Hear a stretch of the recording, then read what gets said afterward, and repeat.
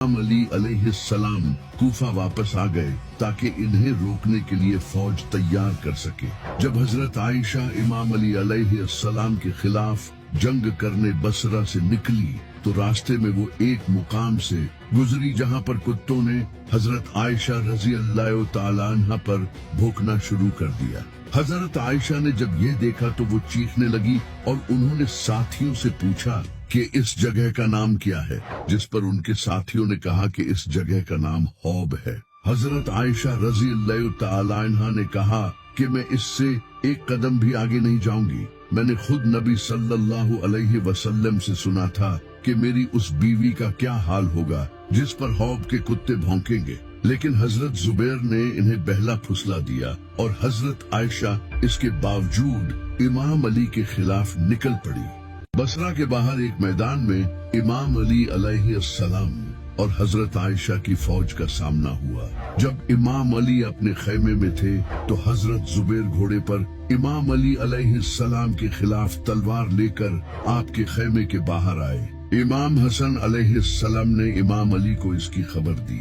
इमाम अली ने फरमाया कि मैं खुद जाता हूँ। इमाम अली अलैहिस्सलाम हजरत जुबैर के सामने आए और कहा, जुबैर, तुम्हें वो दिन याद है जब तुम मुझसे प्यार कर रहे थे तो नबी सल्लल्लाहु अलैहि वसल्लम ने फरमाया था, जुबैर, तुम अली से इतनी मोहब्बत करते हो, लेकिन एक दिन ऐसा भी आएगा जब तुम अली के खिलाफ तलवार लेकर खड़े हो जाओगे, क्योंकि तुम उस वक्त जालिम होगे। देखो, आज वो दिन आ गया। हजरत जुबैर रजी अल्लाह तआला अन्हा को जब ये याद आया तो इन्हें सब समझ आ गया और वो अपने घोड़े पर बैठकर वापस चले गए। लेकिन पीछे से इमाम अली अलैहिस्सलाम की फौज में से एक इंसान ने जाकर इन्हें कत्ल कर दिया और इनका गला काटकर इमाम अली अलैहिस्सलाम के सामने ले आया, जिस पर इमाम अली अलैहिस्सलाम ने कहा कि मैं इस इंसान को दोज़ख की बशारत देता हूँ। वो इंसान इस बात पर इमाम अली की फौज छोड़कर चला गया। इमाम अली अलैहिस्सलाम पूरी कोशिश कर रहे थे कि ये जंग ना हो, क्योंकि इनके मुखालिफ में मुसलमान थे। आप जंग नहीं चाहते थे। तो इमाम अली अलैहिस्सलाम ने अपने बेटे मोहम्मद बिन अबी बकर को हजरत आयशा के पास भेजा, क्योंकि वो हजरत आयशा के भाई थे। मोहम्मद बिन अबी बकर हजरत आयशा रजी अल्लाह तआला अन्हा के पास गए और उन्हें समझाने की कोशिश की, लेकिन वो फिर भी नहीं मानी। आखिरकार नतीजा जंग पर पहुंचा। हजरत आयशा इस जंग में एक ऊंट पर बैठकर सामने आई। ये ऊंट बहुत बड़ा और खतरनाक था। इस ऊंट के आसपास लश्कर था जो कि हजरत आयशा के इस ऊंट को प्रोटेक्ट करता था।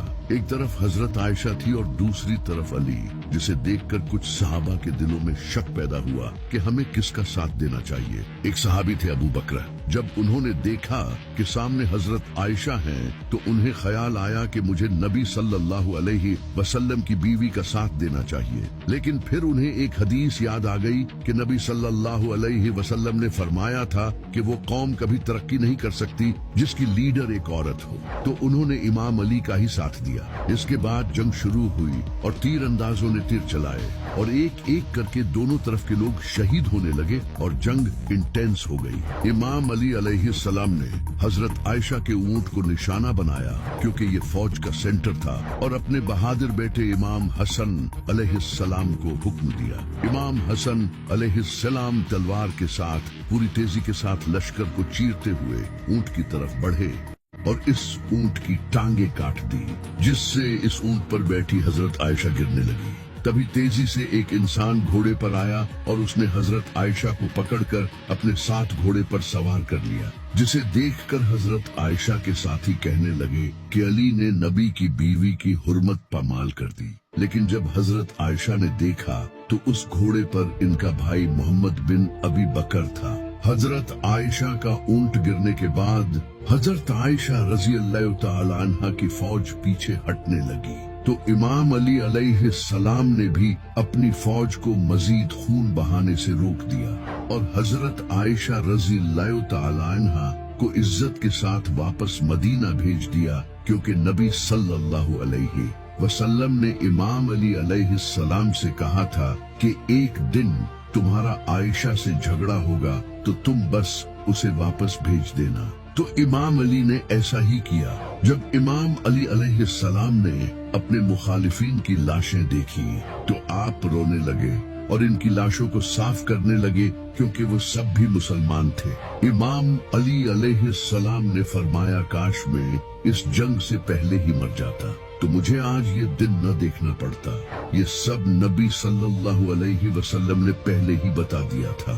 आप सल्लल्लाहु अलैहि वसल्लम ने फरमाया था कि मेरी एक बीवी एक ऐसे ऊंट पर सवार होगी जिसके मुंह पर बहुत बाल होंगे और इसके आसपास बहुत से लोग शहीद होंगे, और आखिरकार ऐसा हुआ भी। इमाम अली अलैहिस्सलाम ने अपने मुखालिफिन की लाशों को भी इज्जत के साथ दफन किया। उसके बाद इमाम अली अलैहिस्सलाम ने बसरा को दोबारा से अपने कंट्रोल में ले लिया और वहां एक नया गवर्नर लगा दिया। जब हजरत आयशा जंग से वापस आई तो उन्होंने आकर अब्दुल्ला बिन उमर को कहा कि तुमने मुझे उस वक्त क्यों नहीं रोका जब मैं अली के खिलाफ जा रही थी। हजरत आयशा रज़ियल्लाहु ताला अन्हा अपनी इस गलती पर सारी जिंदगी रोती रही। कहती थी कि मुझे नबी सल्लल्लाहु अलैहि वसल्लम के साथ दफन न करना, मुझे मेरी सौकनों के साथ ही दफन किया जाए, क्योंकि मैंने नबी सल्लल्लाहु अलैहि वसल्लम की वफात के बाद बहुत बड़ी गलती की है। क्योंकि कुरान में आया है कि नबी की बीवियों अपने घरों में ही ठहरी रहो, और हजरत आयशा रज़ियल्लाहु ताला अन्हा ने इमाम अली अलैहिस्सलाम के खिलाफ जाकर ये गलती की थी। लेकिन इमाम अली अलैहिस्सलाम ने इन्हें मुआफ कर दिया था। लेकिन खतरा अभी टला नहीं था। इसके बाद एक और जालिम खड़ा हुआ जिसका नाम था मुआविया। जंगे जमल के बाद मुआविया ने इस मौके का फायदा उठाकर पावर हासिल करने की कोशिश की। ये मुआविया वही शख्स था जिसे नबी सल्लल्लाहु अलैहि वसल्लम ने बद्दुआ दी थी। नबी सल्लल्लाहु अलैहि वसल्लम ने फरमाया था, अल्लाह करे इसका पेट कभी न भरे। जिसके बाद ये इतना खाता था कि इससे खड़ा भी नहीं हुआ जाता था। ये बैठकर खुतबा दिया करता था, जबकि खड़े होकर खुतबा देना नबी सल्लल्लाहु अलैहि वसल्लम की सुन्नत थी। इसने सबसे पहले नबी सल्लल्लाहु अलैहि वसल्लम की इस सुन्नत को तब्दील किया था। जैसा कि नबी सल्लल्लाहु अलैहि वसल्लम ने फरमाया था कि मेरी सुन्नत को सबसे पहले बनु उमैया का एक इंसान बदलेगा, जो कि मुआविया था। मुआविया खिलाफत हासिल करना चाहता था और इसके दिल में पावर की लालच थी। इसी वजह से जब इमाम अली अलैहिस्सलाम ने खिलाफत संभालते ही करप्ट गवर्नर्स को हटाना शुरू किया तो मुआविया ने हटने से मना कर दिया और इसने इमाम अली अलैहिस्सलाम को खलीफा मानने से इनकार कर दिया और हजरत उस्मान की शहादत को बहाना बनाकर इमाम अली अलैहिस्सलाम के खिलाफ खड़ा हो गया। इमाम अली अलैहिस्सलाम ने पहले इसे समझाने की कोशिश की, क्योंकि इमाम अली अलैहिस्सलाम खून बहाना नहीं चाहते थे। आपने मुआविया को खत लिखे कि वो ये बगावत छोड़ दे, लेकिन मुआविया के दिल में इक़्तिदार की लालच थी। इसने इमाम अली अलैहिस्सलाम की कोई भी बात नहीं मानी और हजरत उस्मान की शहादत को बहाना बनाए रखा। इमाम अली अलैहिस्सलाम ने इसे खत लिखा कि उस्मान के खून का बदला लेने के लिए हमें सबसे पहले एक स्टेबल हुकूमत की जरूरत है और अभी हालात खराब हो चुके हैं। लेकिन बार बार समझाने के बाद भी मुआविया ने बात नहीं मानी और बगावत पर ही अड़ा रहा। नबी सल्लल्लाहु अलैहि वसल्लम ने फरमाया था कि जब मुसलमान अपना एक खलीफा चुन ले और इसके बाद अगर कोई बगावत करे तो इसके खिलाफ जंग करो। तो इमाम अली अलैहिस्सलाम ने इसे एक आखिरी खत लिखा, तुमने कहा है कि मैं और मेरे साथियों के लिए तुम्हारे पास सिर्फ तलवार है, इससे रोने वाले को भी हंसी आती है। क्या तुमने कभी अब्दुल मुत्तलिब की औलाद को जंग से भागते या तलवारों से डरते देखा है? थोड़ा इंतजार करो, फिर जिसको तुम ढूंढ रहे हो वो तुम्हें ढूंढेगा और जिसे तुम दूर समझते हो वो तुम्हारे करीब आएगा।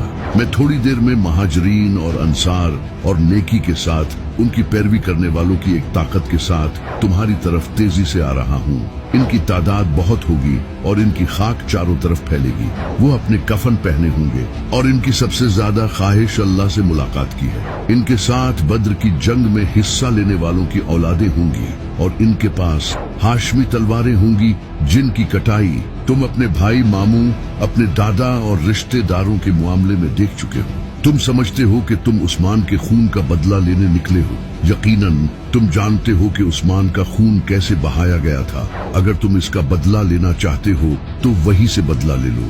میں دیکھ رہا ہوں کہ جب جنگ تمہیں اپنے دانتوں سے کاٹ رہی ہے تو تم اس طرح رو رہے ہو جیسے اونٹ بھاری بوجھ تلے روتا ہے۔ تو اب امام علی علیہ السلام نے اس کو اسی کی زبان میں سمجھانے کا فیصلہ کیا۔